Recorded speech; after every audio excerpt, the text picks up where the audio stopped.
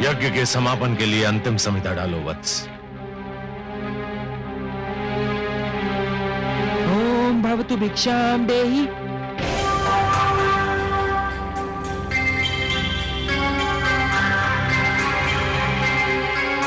कहां जा रहे हो वत्स? यज्ञ समापन के अंतिम क्षण है ये। पूर्ण आहुति डालो।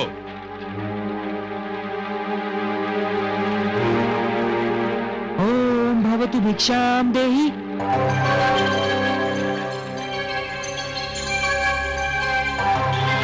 बैठ जाओ वत्स। तुम यज्ञ छोड़कर कहीं नहीं जाओगे। भिक्षाम देहि राजन।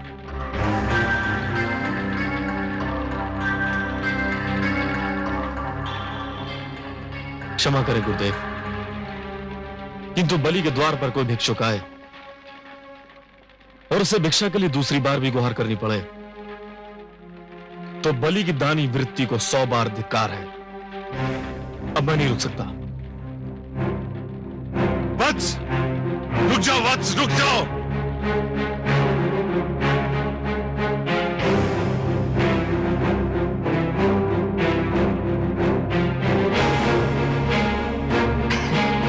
प्रणाम राजन। प्रणाम ब्राह्मणदेव। कहिए, क्या चाहिए आपको? राजन, मैं तो एक साधारण ब्राह्मण हूँ और एक ब्राह्मण भिक्षा के अतिरिक्त और क्या चाह सकता है? क्या भिक्षा चाहिए आपको? स्वर्ण, गोधन, गजधन, हीरे, मोती? नहीं राजन, मुझे इनमें से कुछ भी नहीं चाहिए। ब्राह्मणदेव, तो फिर जो भी आवश्यकता हो आपकी मेरे सामने व्यक्त कीजिए। यदि मेरे वश में हुआ तो मैं उसे पूरा करने में तनिक भी संकोच नहीं करूंगा। राजन, राजन, मुझे तो केवल 3 पग भूमि चाहिए। 3 पग भूमि? ब्राह्मणदेव, क्या करेंगे आप 3 पग भूमि का? मैंने तो ये सुना था कि दानी बलि में ये पूछता है कि वो दान किसे दे रहा है और मैं ये पूछता है कि वो दान में क्या चाह रहा है। ब्राह्मणदेव, मैंने 3 पग भूमि मांगने का कारण इसलिए नहीं पूछा था कि मैं प्रयास करना चाहता हूं। तो फिर क्यों पूछा?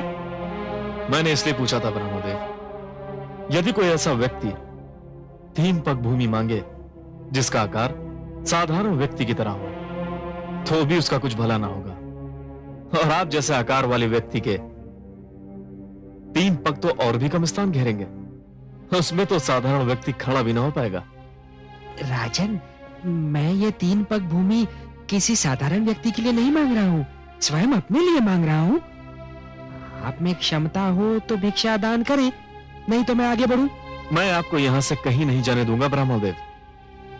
मुझे तो यह सोचकर आश्चर्य हो रहा है कि आप महासागर से केवल 1 बूंद पानी मांग रहे हैं, पर्वत से केवल 1 कण चाहते हैं। आप मुझसे केवल 3 पग भूमि मांग रहे हैं और मैं क्षुब्ध हो रहा हूं कि इतना छोटा, इतना साधारण, इतना तुच्छ दान लेते हुए आपको तो लज्जा नहीं आ रही है, किंतु ब्राह्मणदेव, देते हुए मुझे लज्जा आ रही है। मांगिए ब्राह्मणदेव, कुछ ऐसा मांगिए कि जिसे देते हुए मुझे प्रसन्नता हो, गर्व हो।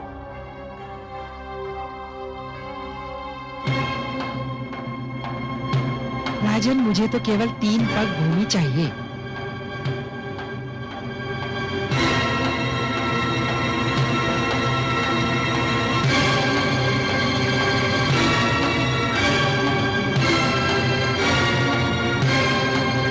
कुछ मत देना वत्स, इस ब्राह्मण को कुछ मत देना, इसे कुछ मत देना वत्स, इस ब्राह्मण को कुछ मत देना।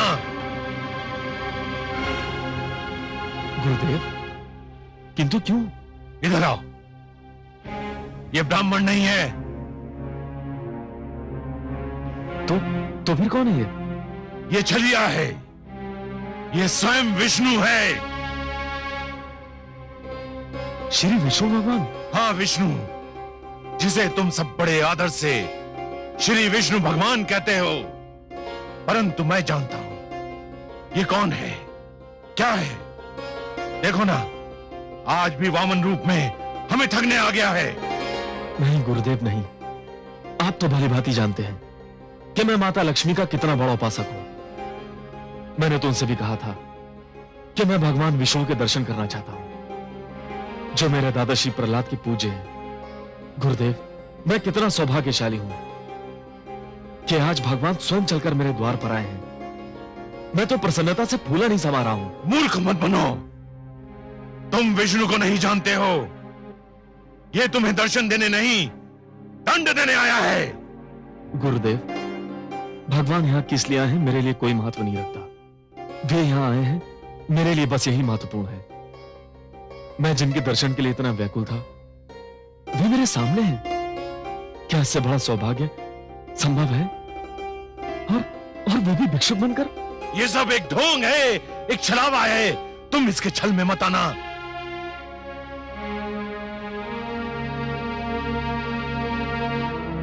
महाराज के विचार में यदि कोई परिवर्तन हुआ हो तो ये ब्राह्मण भिक्षा लिए बिना भी जा सकता है राजन। नहीं भगवान नहीं। तो फिर मेरी 3 पग भूमि मैंने दे दी भगवान, मैंने दे दी। यूं नहीं महाराज, संकल्प लेना होगा। अवश्य।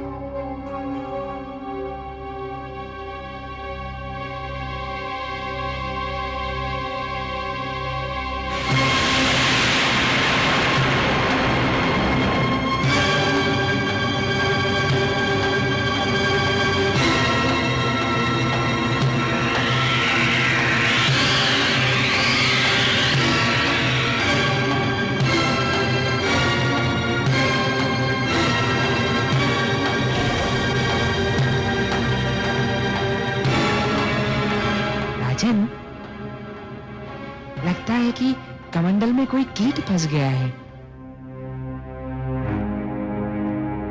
एक क्षण, मेरा छाता।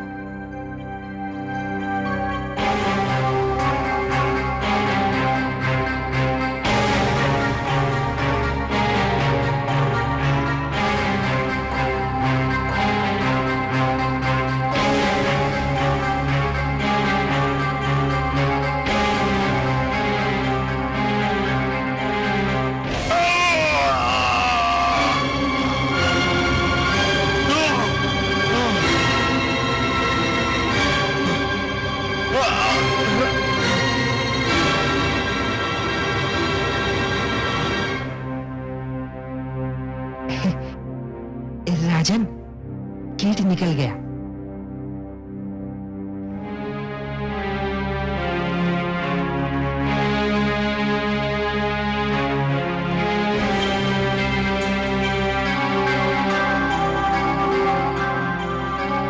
हे ब्राह्मण देव, लीजिए, मैंने संकल्प ले लिया। मेरे अहोभाग्य के संसार को सब कुछ बांटने वाला आज मुझसे केवल 3 पग भूमि की याचना कर रहा है। ब्राह्मण देव, नाप लीजिए 3 पग भूमि। मेरा दान स्वीकार करके मुझे धन्य कर दीजिए। तो लो वत्स, मैं 3 पग नापता हूं।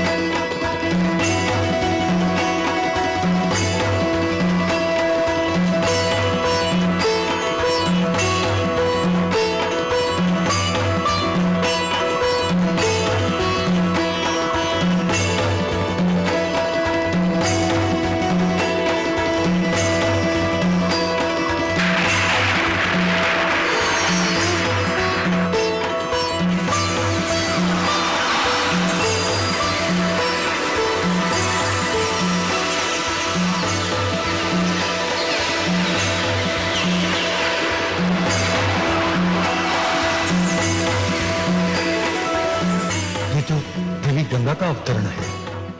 नहीं नहीं, अभी इसका समय नहीं हुआ है।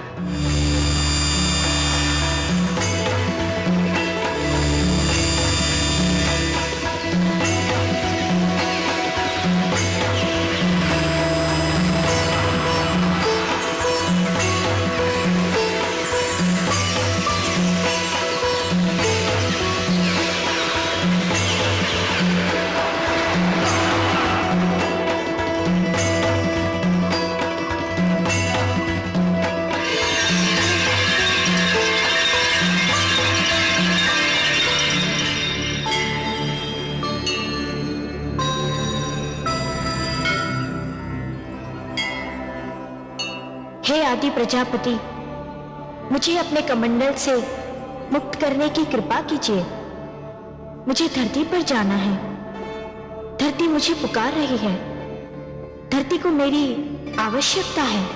मैं जानता हूं देवी गंगा, पृथ्वी पर आपका अवतरण नितांत आवश्यक है, किंतु अभी आपके पृथ्वी पर अवतरण का समय नहीं आया है।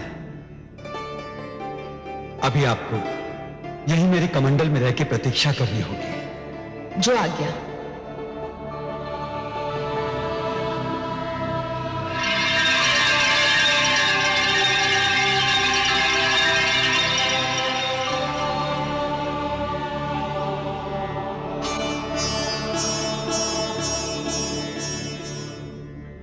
हे बलि, मैंने पहला पग उठाकर समस्त धरती और पाताल को नाप लिया है। अब मैं दूसरा पग उठाने जा रहा हूं।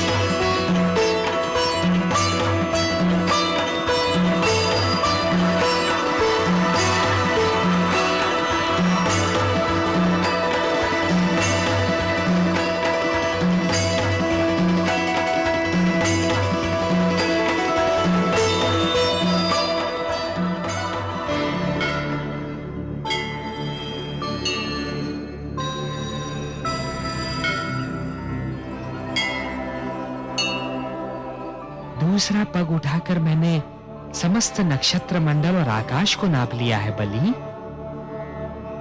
मैं जानता हूं ब्राह्मण देव। तब तो ये भी स्मरण होगा कि मैंने 3 पग भूमि मांगी थी। प्रभु, मुझे इस बात का भी भली भांति स्मरण है। और अब तीसरा पग रखने के लिए कोई स्थान शेष ही नहीं है। यह भी जानता हूं प्रभु।